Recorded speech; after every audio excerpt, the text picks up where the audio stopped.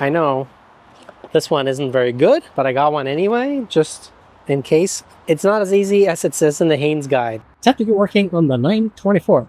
It's been sitting for a few years, and we have some trouble starting it. It will start, but it will and choke itself out until I do it enough and I rev it enough to get the engine to settle at the more or less correct RPM, but still little pulsing. So I have a new fuel filter I want to change because I didn't realize where the fuel filter was. I had changed everything in the back, fuel pump and whatnot. And I bought a fuel filter. I just couldn't find it because I thought it was in the back, like the 944, but it's in the front. So I'm going to go change that. But I also need to do coolants, plate new belts, maybe some rollers. So that's what we're going to start on today, pulling all the panels underneath.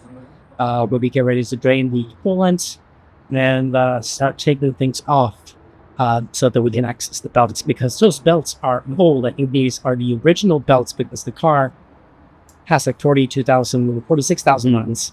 And I believe those are original belts because it has so many original things on this car that hasn't been changed. I have lots of records for this car, but none that indicate that has more than the original 46 that she wants. So fuel pipe might be original from 1977 as well. It looks like it might be. So yeah, we're going to change coolant, do a bunch of stuff. And I don't know if we get to do all that today, but at least we get to start. And now that I have the D-bore 5,000 car lift, it was easy to lift it up once I figured out all the quirks. Let's get going. So we gotta take off this guy, this one, get the belts done, a lot of little things we gotta do. And in here, that is the fuel filter. And that looks old to me. So I think maybe it is toast. So we gotta change that too. Let's see what we're gonna need. Let's see, all right.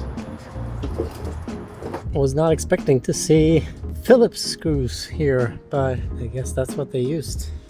So we'll do some oil leaks here, so definitely gotta deal with that.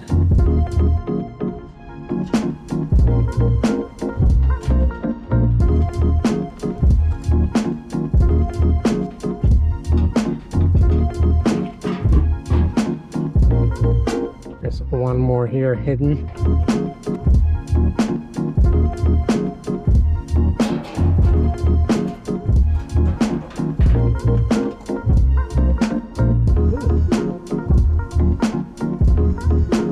Bonus hose. And yeah, it's very, very oily back here.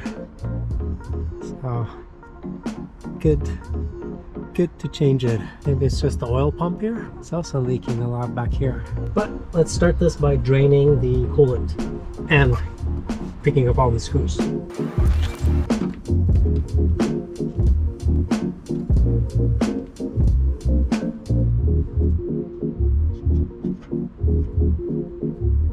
When changing the coolant, I like to remove the lower radiator hose because it's just easy to just drain everything. Sometimes there are draining plugs in the radiator, but I just like to unplug the hose and drain it, but it can turn into quite the mess, so be prepared with buckets. Alright, while that drains, let's bag up all the things, all the screws and the clamp, and make sure we keep them safe. We know where they're supposed to go. There are always a ton of screws and fasteners, and it can be really hard to keep track of where everything goes. So I like to put them in little Ziploc bags and mark each bag with exactly what's in there. And I like to make sure that I know which car it came from. So if you have multiple project cars, it's good to know which car they came from because they are very similar, a lot of these. See where the engine oil is. And even though you can get dedicated breaker bars, I always find it good to have a little pipe that you can put on your normal wrench and just break it loose if you need. We gotta do what we gotta do.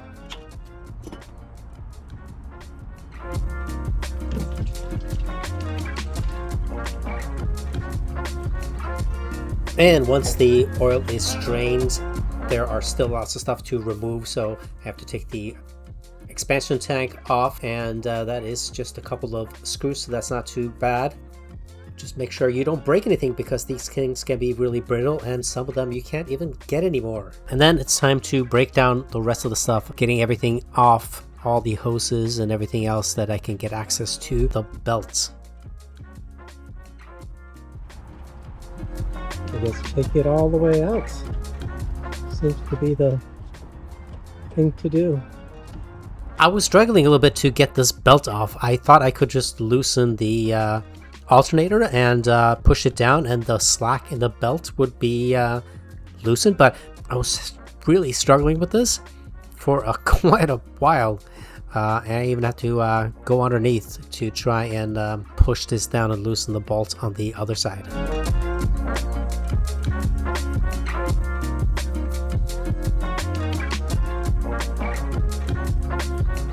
Wrestling that alternator, but now I can remove the belt. These belts were really tight. I don't know what's going on there. Maybe it's user error here to try and get them off, but in the end they're getting replaced, so I wasn't too worried about using a screwdriver here to kind of just wrestle them off, because off they need to go, and we'll just have to figure out how to put them back on later. And that gets me a chance to take off the cam housing cover, which is metal on the 924, a couple bolts, and it comes loose. You just have to wrestle it a little bit at the end just to like pull it out. And then it's time to set the TDC, or the top dead center, and I do that by putting a socket on the crank and turning it until I get to the marks. And you need to line the mark on the front of the cam onto the fin on the housing on the back, and if those two marks line up, you're good to go. But you also have to check the TDC on the flywheel. And then it's time to take off all the other stuff. So I'm going to redo the CSI system, or at least clean it up a little bit. So I got to remove a bunch of stuff here. The intake boot. But I'm going to cover this because I don't want anything getting in here, because that would be bad. There's so much stuff that I need to remove. And my car is equipped with AC actually from the dealer. So I have to loosen that bracket to remove the belts, and I'm removing the fan assembly because that's always in the way when you're doing timing belts, and also doing the radiator because that too can get in the way when you're in the tight space to do the timing belt, the water pump and all that stuff. But now that it's drained of all the coolant, it should be easy peasy to take it off. It's just a couple of bolts, and it should just remove easily. And I'm removing the AC compressor altogether because the refrigerant there has been gone for a long time. Also removing some of these coolant hoses because they are looking a little old and crusty, and I need to remove it to get the water pump off. Also, this pipe is very rusty, and I don't know if I should clean it up or if I should replace it, if they even sell new ones. But all the coolant hoses need to go off because it's all getting replaced with brand new ones. And this thing is a little stubborn. I'm trying an impact wrench on the crank bolt, and this is going to be a thing going forward, trying to get this thing off. Get this crank pulley off, I bought this flywheel holding tool. It's like a universal tool that's supposed to work on, well, everything. For some reason, Porsche or Volkswagen doesn't seem to have a flywheel tool, so you could take the crank pulley off. Some say just use a pry bar and crank the engine, but I don't want to do that. I know that's possible. I know people have succeeded in doing it. I just don't want to do it. I tried the pry bar to wedge it between the screws. That didn't work. So we're going to try this one. I have not seen where the flywheel is. I mean, I know where it is. I mean, the starter. I haven't touched the starter on this. I'm assuming it's similar to the 944s. So I'm going to climb under and see if we can install this. This didn't come with any screws at all. And Schwaben makes a kit that's all metal. This is part metal, part plastic. The Schwaben one comes with screws, but this delivery was slow, even though I could have had it by now because shooting this video was much later than when I received this. So yeah, we'll see. This one says Isuzu, which is interesting. Let's climb underneath and see. All right. That's interesting.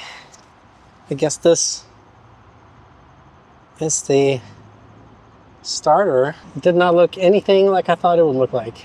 And this bolt is the one we need to get off because we need to remove this pulley and this belt. So right here is when I'm contemplating my life choices, whether or not to rebuild this car, but we're gonna get there. All right, I don't know. That's different. I need to look into how that starter both is attached and how you take it out, because there was heat shields and all kinds of stuff in there, and it looked huge. So let's Google. First, we have to remove the oil filter, and it's probably going to drain some oil. So we have our trusty old oil thingy here, but it's also probably going to spill everywhere. It's going to be a complete mess. And of course, this doesn't fit. So oil wrench it is.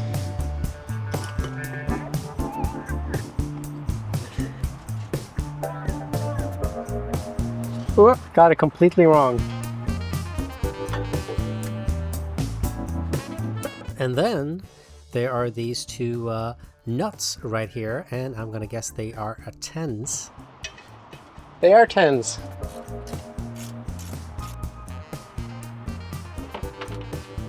Well, I can't get the heat shield off. In the Haynes manual, it says remove the two nuts on the heat shield, which I did. There's two, but there's also a third one here, and then there's more holding it into place. And the problem is that this is attached to the heat shield, so I can't just slide it out. It literally needs to go out with the starter, it seems. So yeah, or I have to take off all these other heat shields. So I'm gonna try the bolts that hold the starter in. It's this weird T-shaped one right there, tightened in the back with a 19, and one further up. I'm not sure if we can see it out here. So quite the job, this thing. Let's take out the bolts and see what happens, if I can get them out.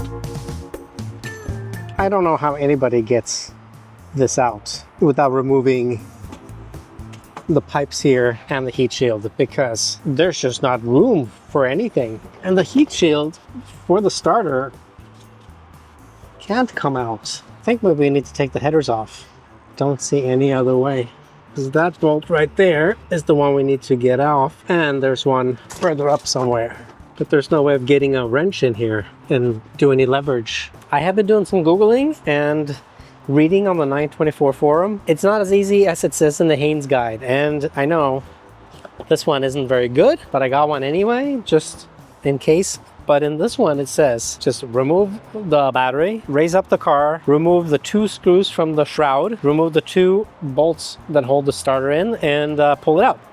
Sounds easy, but that's not how easy it is. There are more than two screws or nuts that hold the shroud, and the exhaust is in the way, the oil filter's in the way, and the heat shield for the exhaust is in the way. So we got to take all of that off. That's what we're going to do. So if you're doing this, don't believe it's as easy as the Haynes guide says. It is a complicated job, but we're going to get it done.